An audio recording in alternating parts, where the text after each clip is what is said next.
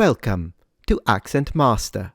Today we're going to learn how to pronounce probably one of the most famous words in Japanese. Now, interestingly enough, this word has two meanings. A specific meaning, in other words, a typical alcoholic beverage brewed from rice in Japan, or in Japanese is often used to just refer to all alcoholic drinks. Now on to the pronunciation. This word is pronounced sake, sake, sa, ke, sake. Note that the pitch is low to high, sake, and each syllable has the same length. Sa, ke. It is not pronounced sake, and it's not pronounced saki. Sake. For a sentence, sake wa oishii desu. Sake wa oishii desu. Sake is delicious. Thank you very much for watching.